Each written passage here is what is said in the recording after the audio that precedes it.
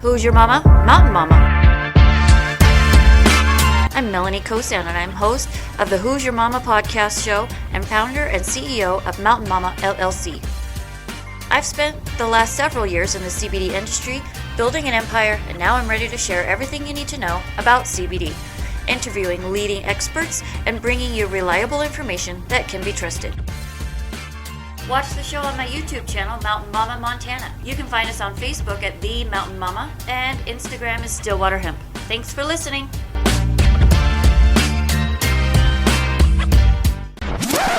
All right, hello, this is Melanie from Mountain Mama LLC, and I'm here today with Crystal Hitchcock. She is the owner of Lift Your Light Counseling and Yoga.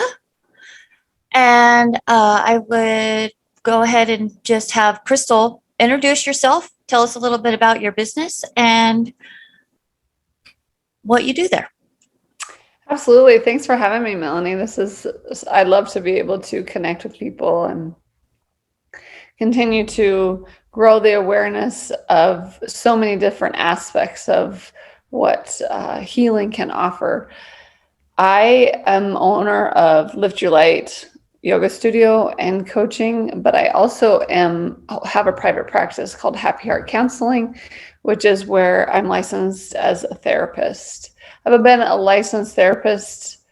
I've been in the mental health field since I was 19, and this is going to age me. So that's almost 20 years.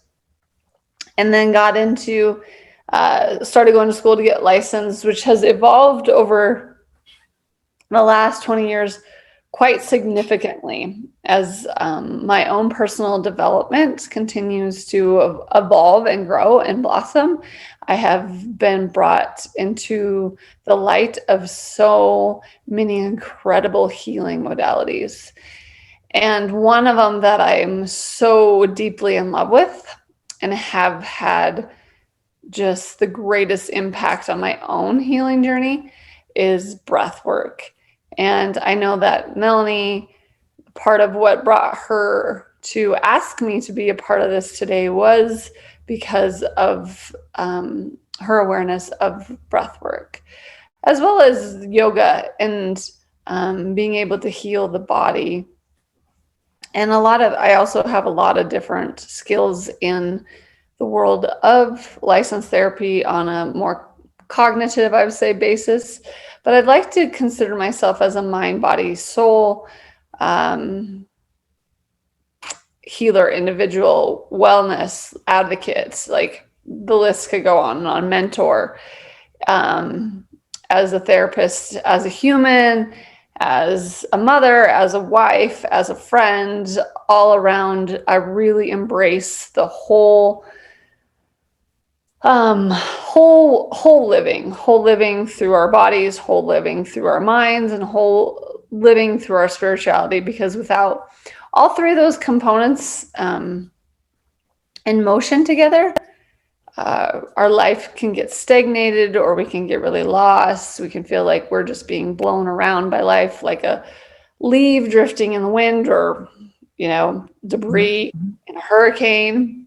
Or we can feel really grounded and rooted, like the tree that holds the leaf, or the tree that does withstand the effects of a hurricane.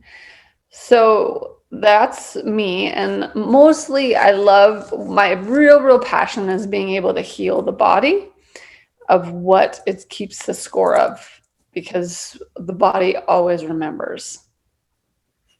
Well, as you mentioned, I have come and done breath work with you. I've always received excellent results. And I've also done yoga with you. Same thing, always received excellent results. I haven't done yoga in a while, and I probably should get back in there. But the breath work is something that we continue to work on. And it seems to be coming to the forefront in mainstream life. And so I thought maybe I would have you on. You could tell us a little bit about what breath work is. I am here at my company, we're working on a big series about sleep and anxiety and how they sort of feed off of each other and make each other work. And I know that breath work can also have a really tremendous impact in untying that. So tell us a little bit about breath work. Yeah.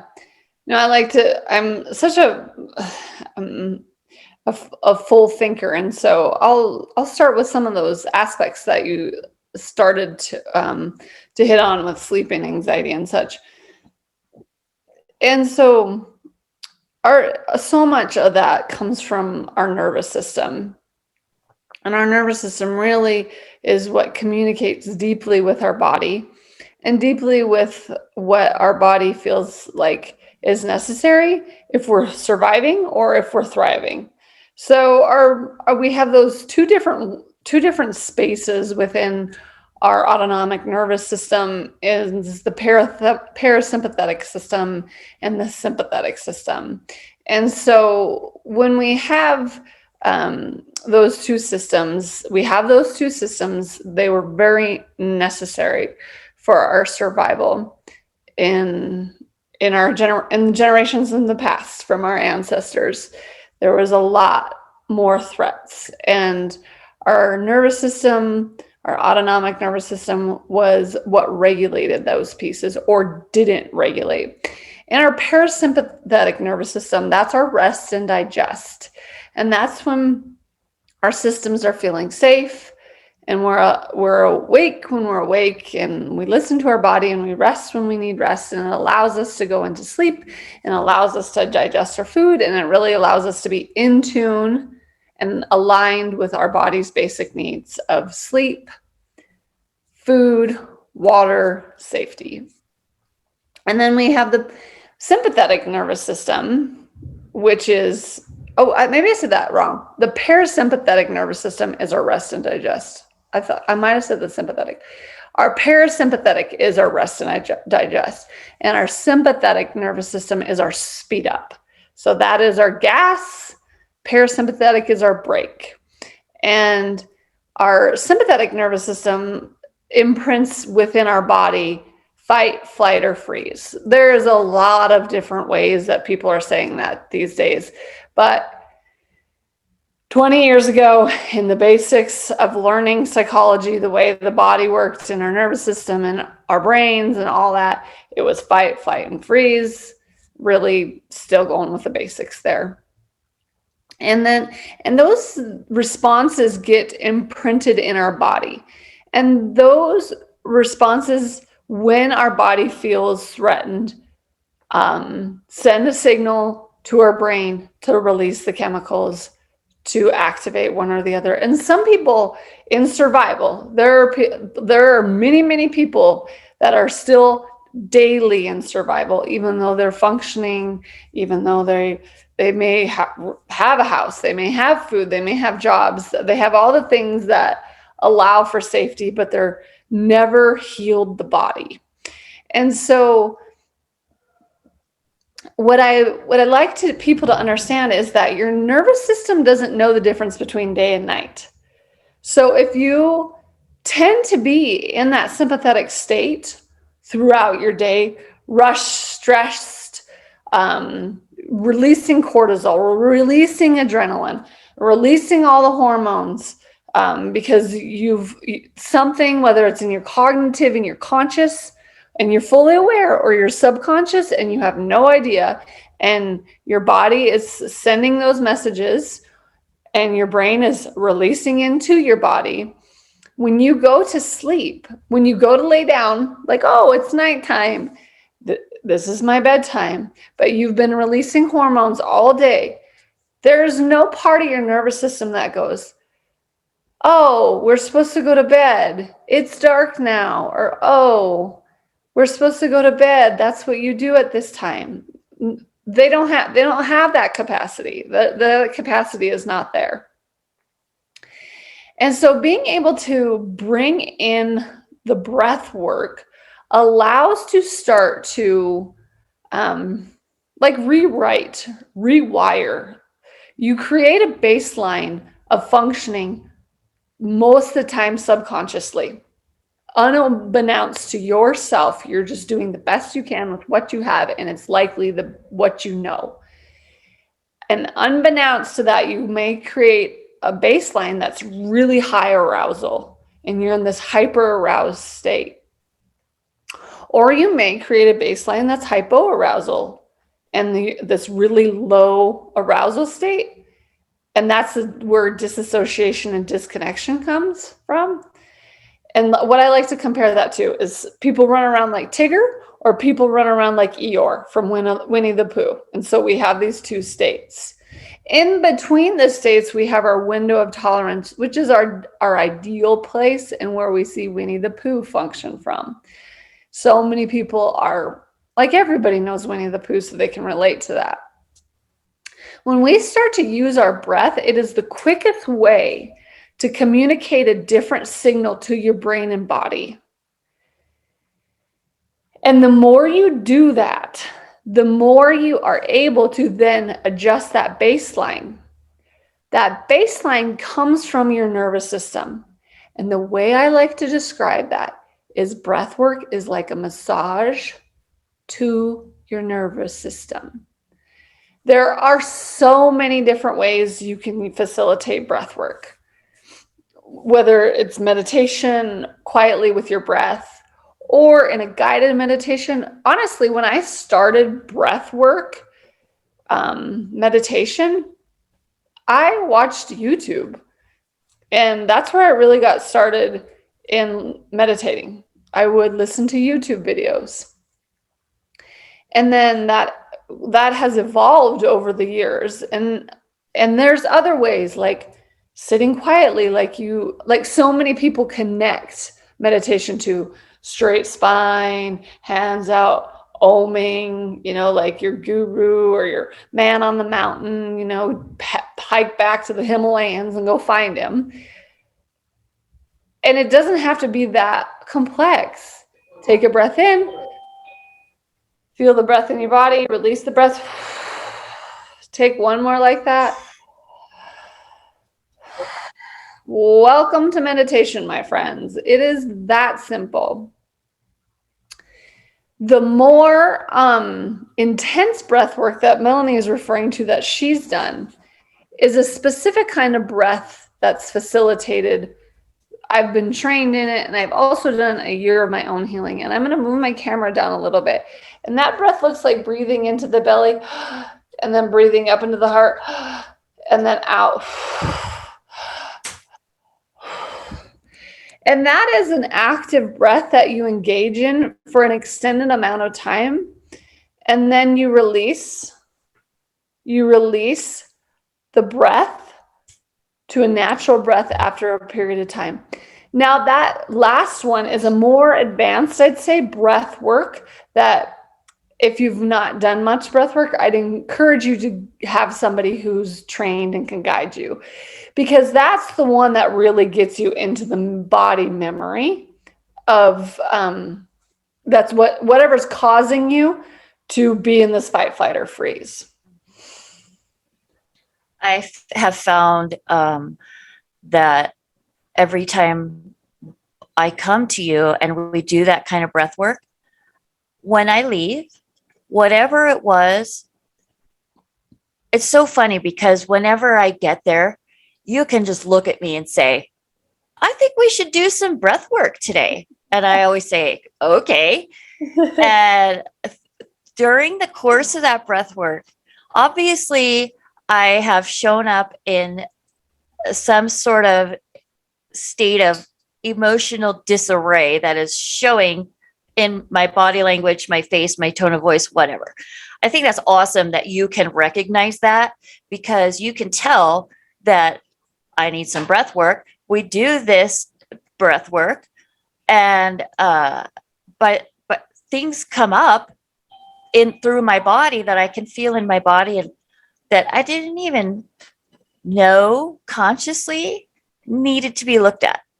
And then we can look at that. And by the time I leave, I feel like a new person. And to the point where sometimes I'll be sitting here at my desk and I will have somebody here working with me who says, "Why are you huffing?" I'm not huffing. I'm crystal breathing. And I do it subconsciously now, but it's incredible how you can uh, recognize and acknowledge things through this breath work that you didn't even know was there. Yeah, and I've been doing breath work now a year and a half, and I still have that. I still have definite experiences of that. And our bodies are like memory banks, they're like little bank accounts. And so we might be having a really, really heady experience a lot here, but it's still happening all over here. And we might not be aware at all. And so that's why it's so important. I love it, and it allows for us to release the feel good hormones that we probably have been suppressing because we're just constantly dumping like survival hormones into our system that's depleting our system. Right. One of my favorite responses was someone that I was doing breath work with, and she hadn't done it before. And she trusted me, and she just knew she needed something. And we get done, and forgive me if this isn't audience appropriate. She said, "I only feel this good after sex."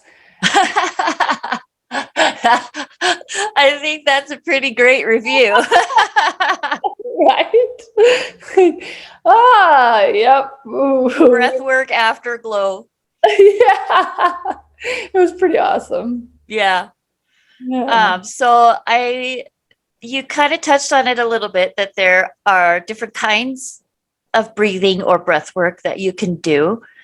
What is something, for example, a lot of times everybody has a 3 o'clock-ish crash where they just feel tired. They would normally reach for some sort of caffeinated drink or even sweets or sugar or candy.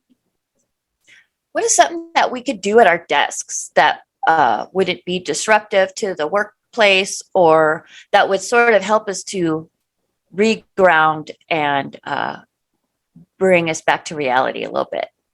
Yeah, that is such a good point because the circadian rhythm definitely proves that. The first thing I would say is to get up, go take a walk to the bathroom, walk around your space, whatever you're in, get up for a minute, move your body. What has happened is your energy and probably your restricting breath has become really slow and sluggish and shut down. So get up, take a little stroll. Everybody can go to the bathroom, I'd hope, or walk around whatever room they're in or whatever. And then start to feel your breath as you move and become mindful, only observing the inhale and the exhale. So if say then you sit at your desk and you can't be out and about walking too long, you sit at your desk. And I would just take in really full breaths into that lower belly to see how far you can draw the breath down and then out.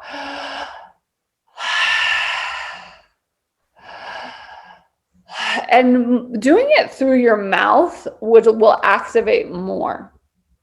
We tend to be really very much nose breathers, which we take in less air, like take in a big mouth breath and let it out. And then take a breath through your nose. We don't get as much air. You can feel that, right? Yep. Yeah, so just taking a few big mouth breaths and really seeing where you can draw that breath into your body and help it land. Set a timer, 2-3 minutes. Do that for a couple minutes. Whatever feels achievable, yet you might be slightly challenged with. If somebody's like, I was sitting for 2 minutes, that's no big deal, then try 5. Or if it's like, oh my gosh, you want me to breathe for 2 minutes, then try 2. And do what feels like a good, achievable starting point and just you open your mouth slightly, and nobody's going to notice if, say, you're in an office space, that you're just taking some extra enriching breaths through the mouth to the low belly.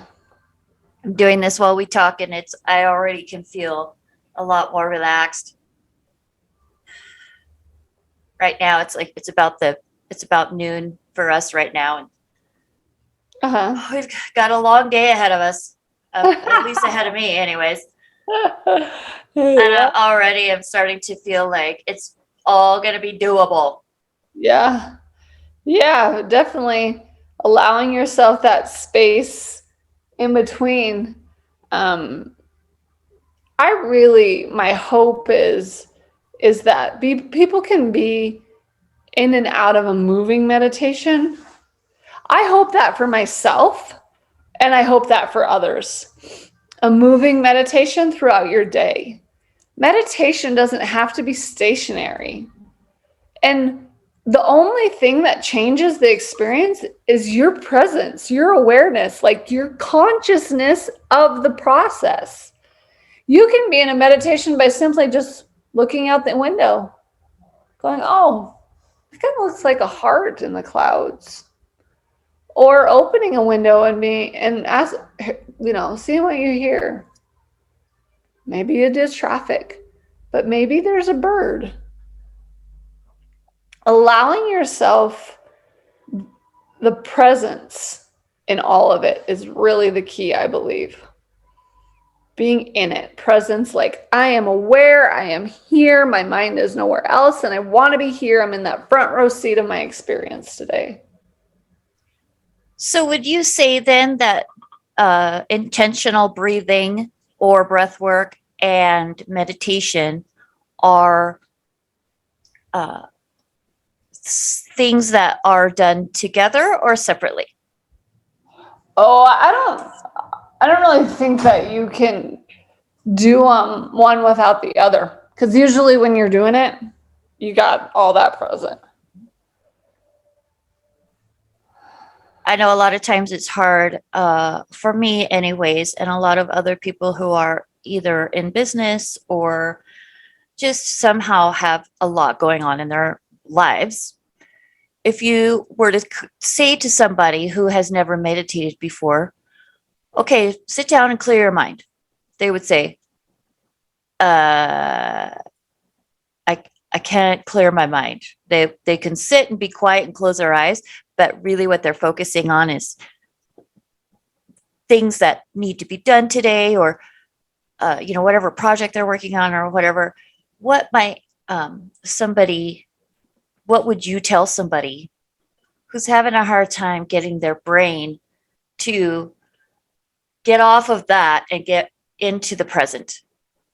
You're totally human. Ta-da! Congratulations.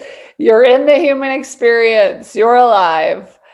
That is a part of the process. And, still, that's why I meditate, is because I know that if I didn't, it'd be 100 more swirls than it is. Mm-hmm. And so the point for me, in my own experience, is not to be like empty in my mind. It is, but it is to be aware of what's going on in my mind and have some self-discipline in it. Mm-hmm. We are in such a stimulated world. Our attention can go 10 different places in 10 seconds.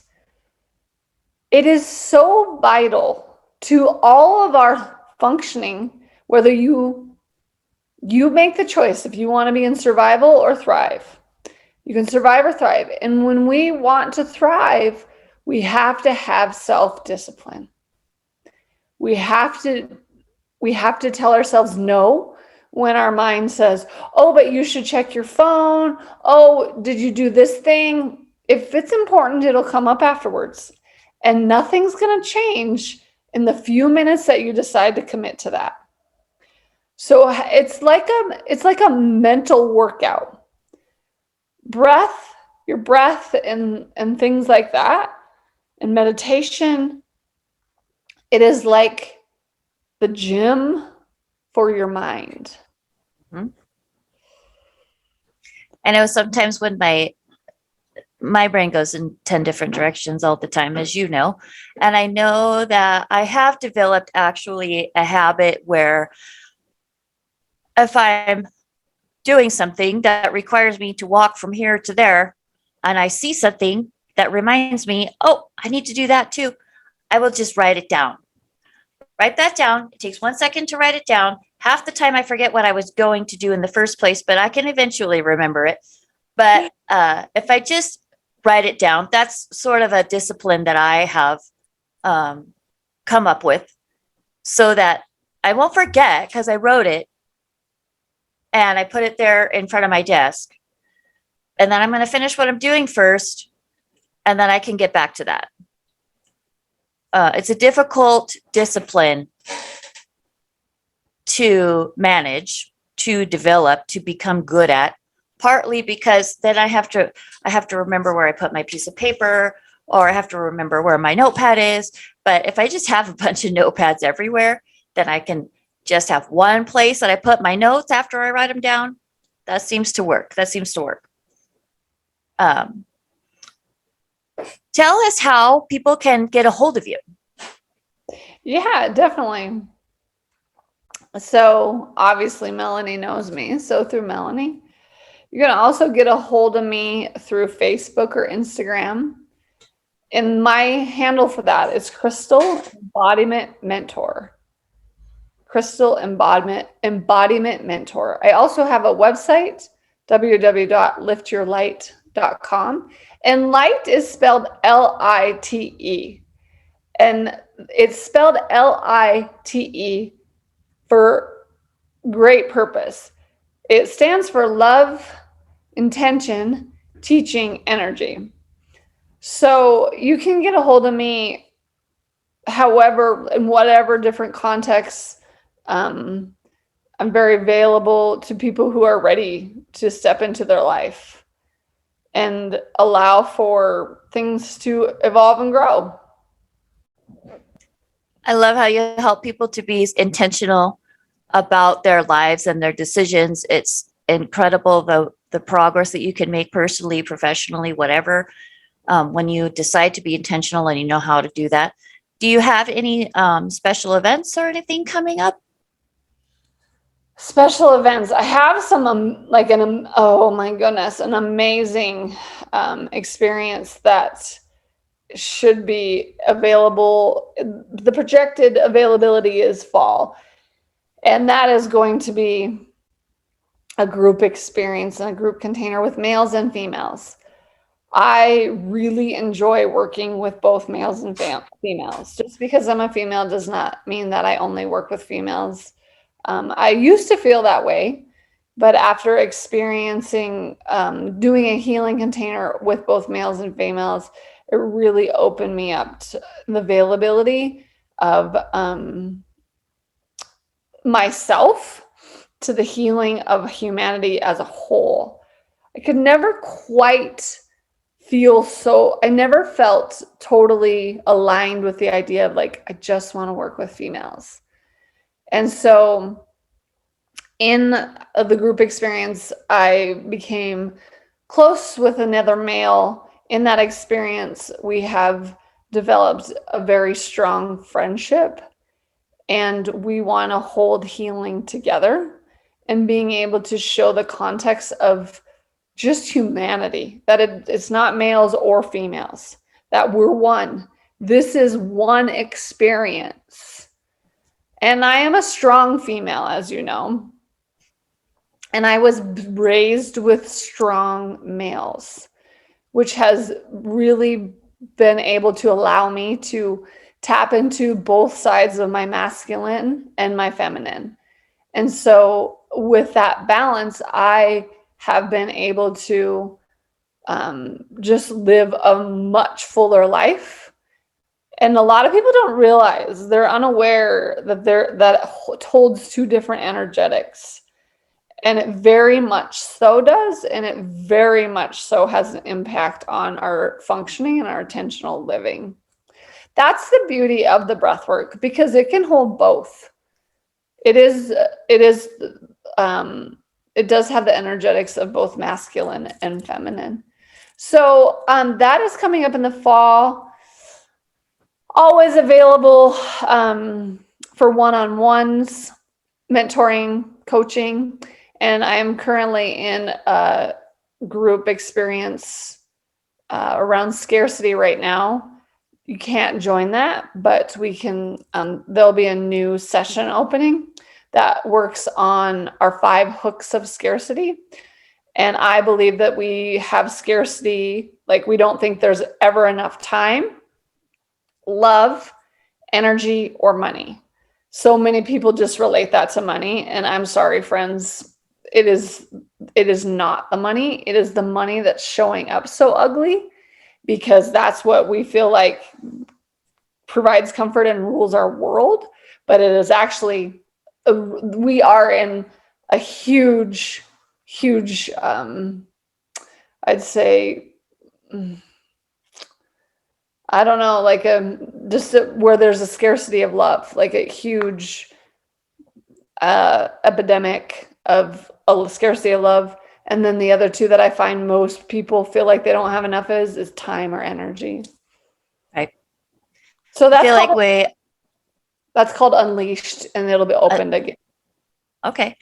And they can get in touch with Unleashed through your website. Mm-hmm. Yeah, just get in touch with me. I like to touch base with people and see what their needs are. I love to meet new people. I love to connect and just hear people's story. Call me, tell me everything. I want to hold you. I want to hear you, and then let you know what I have to offer. And then you get to decide if that aligns with you or not. Well, I want to thank you very, very much for being on my podcast and for being such an incredible asset to my life, to my family, to my business. I just love everything about you. And I am so honored to have you on the podcast. I think we'll just end it there. You're pulling my heartstrings hard. Yes. You mean a lot to me, Crystal. You really mean a lot to me. And there's a lot of stuff that I have in my life right now that I wouldn't have if I didn't learn the things that I've learned from you. Well, likewise, I truly admire you, and I'm so glad we're in each other's circles, and I am happy to do this anytime. I love reaching out to the world. So yeah, maybe we'll do another one just on meditation or something. Yeah, we can do whatever. You know, you're always spinning up stuff. You just give me whatever your topic, and I'm sure I could find something to go with it. Yeah, some way to relate to that. Oh, absolutely. We're good at that for each other. Yeah. All right. Well, you have a good day. I'm going to see if I can get my mouse to, there it is. And I'll talk to you soon. Thank you all. Bye. Bye. While we may use medical terms or describe symptoms in these discussions, we make absolutely no medical claims regarding CBD. While there have been many studies by universities and medical departments across the country and around the world, the efficacy of these products has not been confirmed by FDA-approved research. These products are not intended to diagnose, treat, cure, or prevent any disease. These products should not be used if you are pregnant or nursing. Please subscribe to my podcast and share it with your friends. Thank you for listening.